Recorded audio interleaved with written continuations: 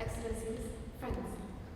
It is a great privilege to be present at the 26th British Kuwait Friendship Society Book Prize event, which coincides with the 125th anniversary of the Kuwait-UK partnership. This is a celebration of the remarkable contributions of authors and scholars who are shedding new light on Middle Eastern studies, bridging and enriching cultural understanding. Each book nominated significantly contributes to our grasp of the Middle East's rich complex history, contemporary realities, and vibrant cultures. In a time when global interconnectivity is more pronounced than ever, these books offer windows into diverse perspectives, challenging us to see beyond our familiar viewpoints. Kuwait takes pride in supporting and collaborating with various academic programs in the UK, including Durham, LSE, Oxford, and Cambridge. With great appreciation, Sheikh Abdullah Mubarak Al-Sabah Foundation expanded support to academic programming through the Mansion House Scholarship Scheme and Junior Research Fellowship at Sheikh Mubarak's Pembroke College, Cambridge, signifying the high value of sustaining the educational and people-to-people links. May I finally congratulate the winning titles and thank you all for your attendance and support. Thank you so much.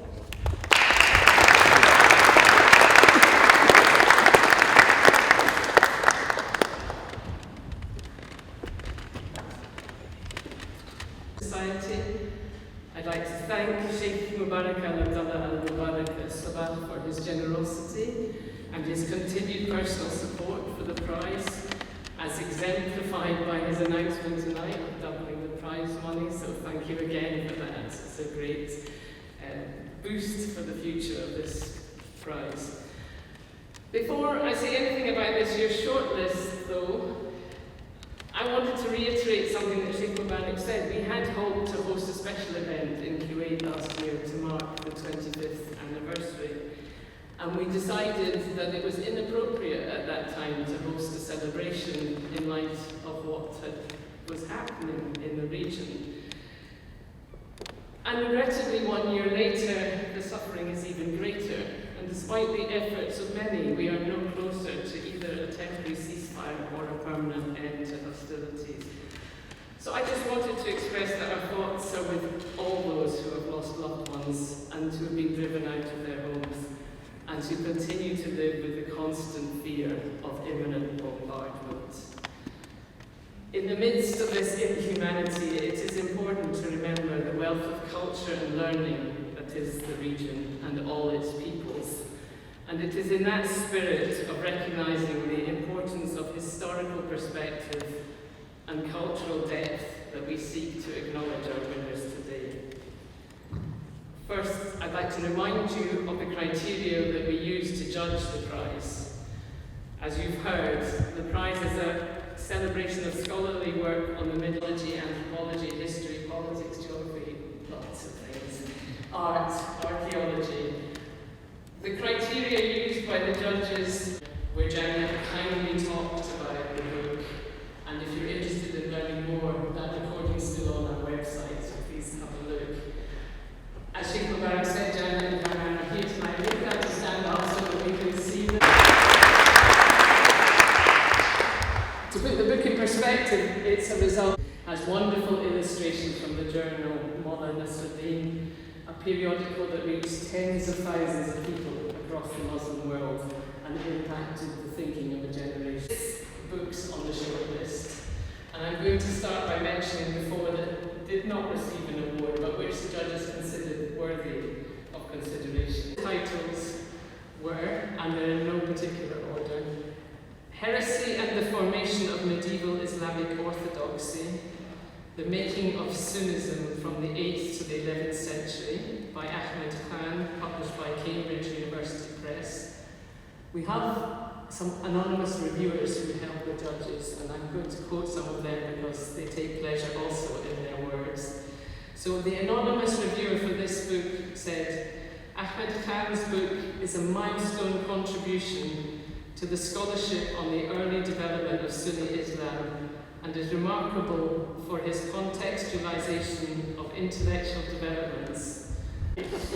Our second title was Persian and Arabic Literary Communities in the 7th Century, Migrant Poets Between Arabia, Iran and India, by James White, published by I.B. Torres. The Arabian Sea as the centre of a trans-regional zone of shared cultural capital, migration and circulation of Arabic and Persian texts and genre. This in itself is love the idea of poetry swimming across the Arabian Sea. One of our other shortlisted books is called Syrian Gulag, Inside Assad. As you can tell from the title, this is a very different kind of book. The judges considered it worthy of mention because of the immense, meticulous research that went into it. Detail, I've got goosebumps just remembering, but to be honest, it's a very important, detailed, brutal and violent account of the system of securitization in time. To further demonstrate the variety of the kind of entries we receive, the fourth shortlisted title is Key Terms of the Quran, a critical dictionary by Nisai's with reference to the author's own critical input and analysis. As the reviewer commented, experts in the field will find it to be a valuable reference resource. So examples showing the kind of wide range of books that are submitted to this prize. I'm now very pleased to announce our runner-up for this year. 3 Worlds, Memoirs of an Arab Jew by Avi Shleim, published in contribution to the understanding of an often ignored community, or ignored by many of us, an ignored community of Arab Jews. Its tale of a time of religious diversity. This memoir pulled me into Avi Shleim's world, or rather 3 worlds. Shleim captures the vibrant splendour and the tragedy, the cultural treasures and then the humiliations, the incredible attainments and the sudden stark losses, and lives fell apart. Shleim's gift is to narrate this personal memoir in a way that has wider political resonance and captures the painful dispossession of the time. Arabs thrived in easy coexistence. Please join me in congratulating Professor Avi Shleim, who will tell us a little bit more about her.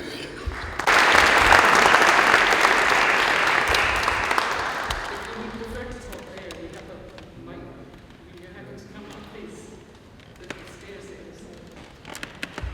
Sheikh Mubarak, Sir Roger Tompkins, Ambassador Francis, Your Excellencies, ladies and gentlemen.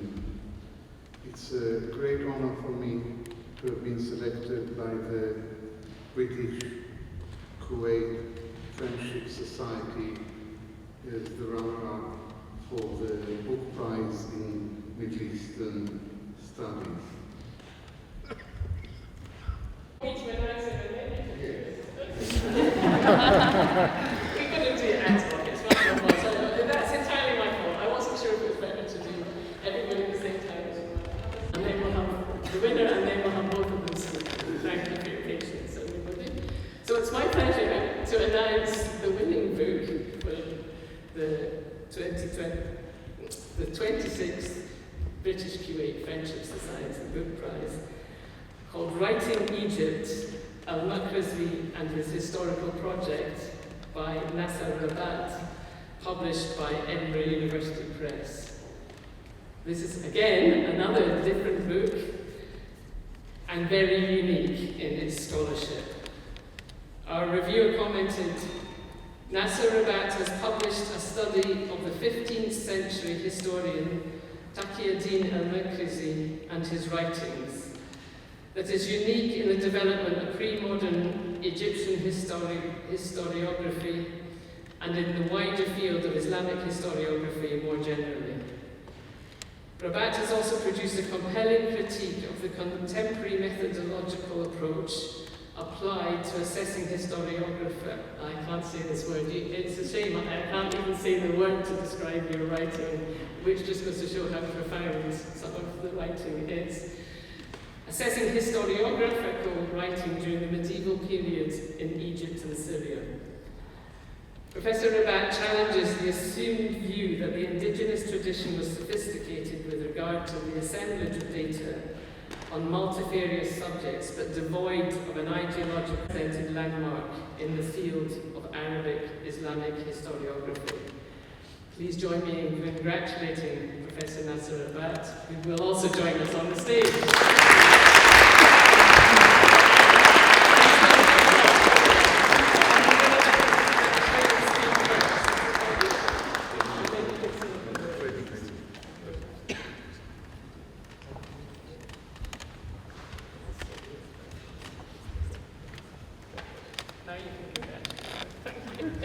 Now I can congratulate Professor Nasser He this prestigious prize, and his book sounds truly remarkable. Egyptian historian Al-Makrizi, a book which is both very scholarly and highly original, and tells a fascinating story. So I congratulate you on winning the prize, and I wish you all the best and the best of luck with your new book. And secondly, I'd like to thank the British Kuwait Friendship Society for nominating me as the runner-up for this prize. This is the Kuwaiti brothers were there with the band. So we live very happily among our Muslim neighbors. Anti-Semitism is a European malady. Anti-Semitism was born in Europe, and from Europe It's a tough act to come after a Mishnah, so I'll try my best.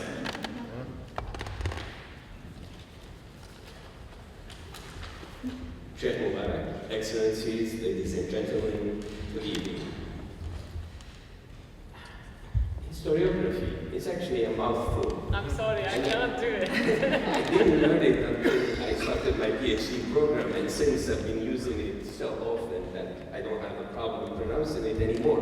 What I have a problem with is actually rendering it in Arabic, because there's really no equivalent yet in Arabic, so I've been using different terms, I've been inventing, carving different terms about it. It's interesting that the award is going to two books which actually could be considered biographical.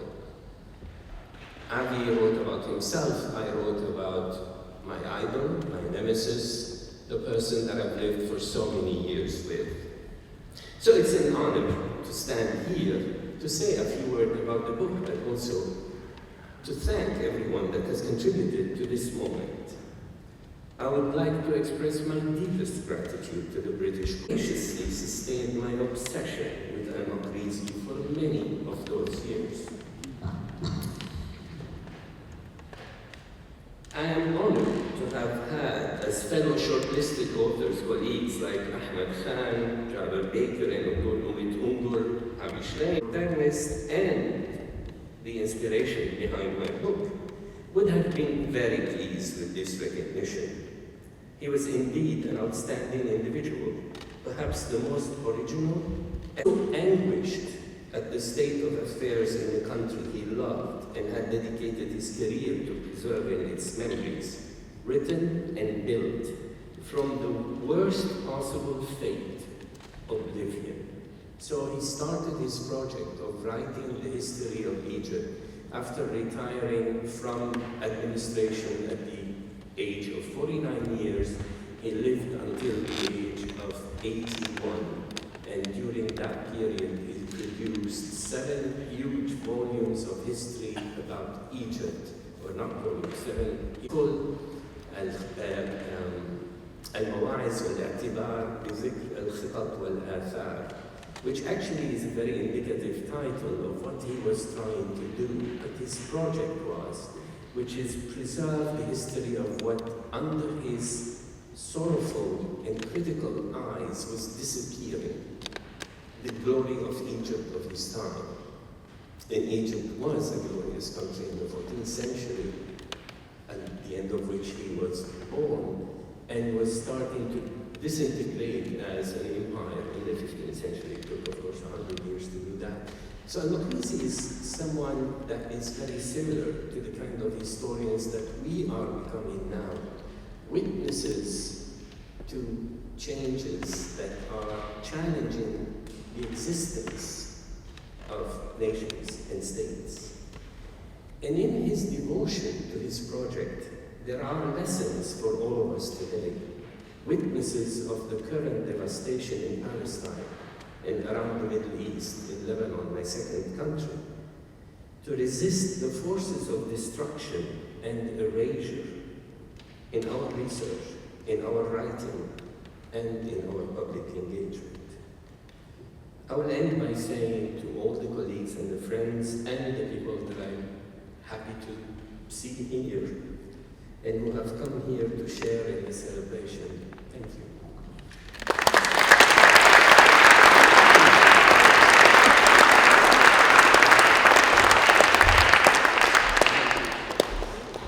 Thank you everybody for joining us. Please join us. Photograph, please. شكرا. نحب نسلم على بعض احسن مشان التصوير. فيصل تجي معنا. اوكي.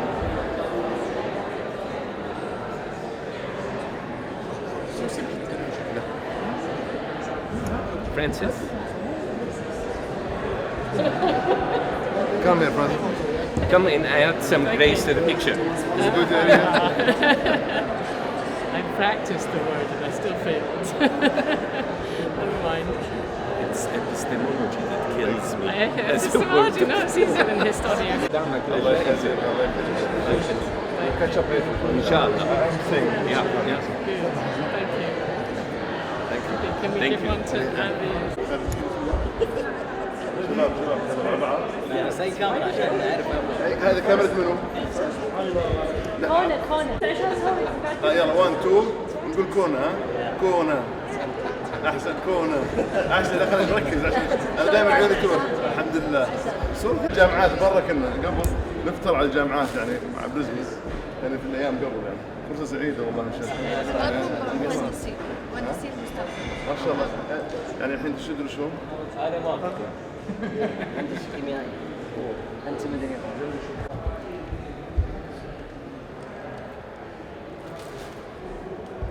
Okay.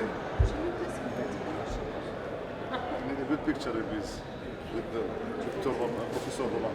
ممتاز. Professor أصل من دمشق. رندا مصرية بس أنا دمشقي. أنا دمشقي الهوى ودمشقي الأصول. ما شاء الله بس